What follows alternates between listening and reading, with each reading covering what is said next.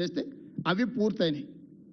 Metro రైలు జైపాల్ రెడ్డి గారు రాజశేఖర్ రెడ్డి గారు కలిసి హైదరాబాద్ నగరానికి మెట్రో తెచ్చిరు. ఆనాడు మెట్రో దేశంలోనే 2వ స్థానంలో ఉండే, ఇవాళ 9వ స్థానానికి పడిపోయింది. 10 సంవత్సరాల మెట్రోను 1 కిలోమీటర్ అయినా విస్తరించిండ్రా.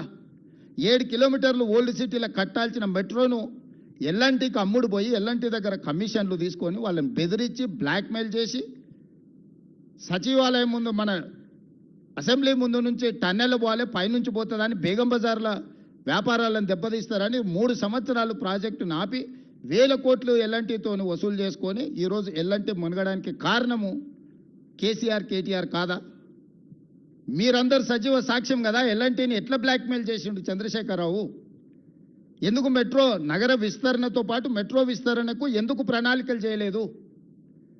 ఎందుకు కట్టలేదు? 10 సంవత్సరాలు స్ట్రైట్గా 10 సంవత్సరాల 20 లక్షల కోట్ల రూపాయల ఆదాయము చంద్రశేఖరరావు గారి చేతికి వచ్చింది తెలంగాణ రాష్ట్రంలో.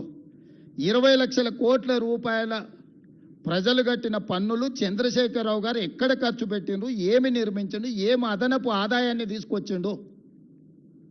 మా 10 సంవత్సరాలు మేము నికార్స్గా ఈరోజు నేను చెప్తున్నా, ప్రతి ఒక్కటి మిమ్మల్ని నేను తీసుకెళ్ళి చూపిస్తాను. అంతర్జాతీయ ఎయిర్పోర్ట్ కానీ, ఔటర్ రింగ్ రోడ్ కానీ, హైటెక్ సిటీ చుట్టూతో వచ్చిన ఐటీ కంపెనీలు కానీ, ఎడ్యుకేషనల్ ఇన్స్టిట్యూట్స్ కానీ,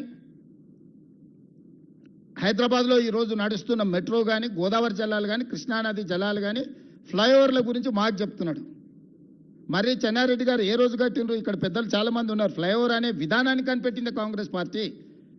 బేగంపేటలో కానీ లేకపోతే తార్నాకలో కానీ ఫ్లైఓవర్లు ఎప్పుడు కట్టిండ్రు?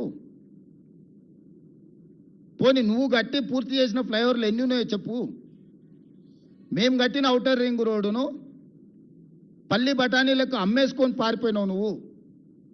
పొయ్యే ముందల క్లోజింగ్ సేల్స్ కింద లక్షల కోట్ల విలువైన ఔటర్ రింగ్ రోడ్డుని 7,500 కోట్లకు అమ్మేసింది. అందుకే ఈరోజు ఆ 10 సంవత్సరాల పరిపాలన మేమున్నప్పుడు బీజేపీ బీఆర్ఎస్ ఉన్న 10 సంవత్సరాల పరిపాలన అంచనా వేసి రేపటి 10 సంవత్సరాల కోసం నేను కొత్త ప్రణాళికలు రచిస్తున్నా. తెలంగాణ రైజింగ్ 2047 అనే ఒక పాలసీ విజన్ డాక్యుమెంట్ని ఈరోజు మేము తీసుకొస్తున్నాము. 2047కి స్వతంత్రం వచ్చి 100 సంవత్సరాలు పూర్తి చేసుకోబోతున్నాం. రాబోయే 100 సంవత్సరాల కోసం ఎలాంటి భవిష్యత్ ప్రణాళికలు ఉండాలో మేము ఒక విజన్ డాక్యుమెంట్ ప్లాన్ చేస్తున్నాం. ఈరోజు మెట్రో విస్తరణకు 43,000 కోట్ల రూపాయల ప్రణాళికలతో కేంద్ర ప్రభుత్వానికి మేము ఇచ్చినాం. బ్యాడ్ బ్రదర్స్ ఇద్దరు కలిసి అడ్డుకుంటున్నారు, కిషన్ రెడ్డి కేటీఆర్ కలిసి. ఆనాడు హైదరాబాద్ నగర అభివృద్ధి కోసం కొట్లాడిన వాళ్ళని హైదరాబాద్ బ్రదర్స్ అనేటోళ్ళు, శశిధర్ రెడ్డిని మరి జనార్దన్ రెడ్డిని. హైదరాబాద్కి తాగునీళ్ళు కానీ, హైదరాబాద్ నగర విస్తరణ కోసం కానీ, హైదరాబాద్లో ఉండే పేదవాళ్ళ కోసం నిత్యం ప్రజల కోసం ఆనాడు ప్రయత్నం చేసిన పీజేఆర్ శశిధర్ రెడ్డిని హైదరాబాద్ బ్రదర్స్ అనేది. ఈరోజు అభివృద్ధిని అడ్డుకుంటున్న కిషన్ రెడ్డిని కేటీఆర్ను ఈ నగరవాసులు బ్యాడ్ బ్రదర్స్ అని అంటున్నారు.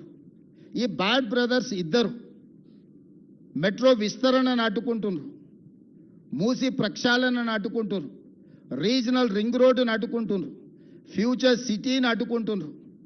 మేము ఈరోజు గోదావరి జలాలు 20 టీఎంసీలు నగరానికి తేవాలంటే వాటిని అడ్డుకుంటారు. హైదరాబాద్లో కట్టాలనుకున్న ఫ్లైఓవర్లు కానీ, అండర్ పాస్లు కానీ, ఎలివేటెడ్ కారిడార్లను అడ్డుకుంటారు. ఈనాడు 30 సంవత్సరాల నుంచి పెండింగ్ ఉన్న కంటోన్మెంట్ నుంచి షామీర్పేటకు కావాల్సిన ఎలివేటెడ్ కారిడార్, కంటోన్మెంట్ నుంచి మేడ్చల్కు వెళ్లాల్సిన ఎలివేటెడ్ కారిడార్లు ఇవాళ మేము తెచ్చి 5,000 కోట్ల రూపాయలతో పనులను ప్రారంభించినాం.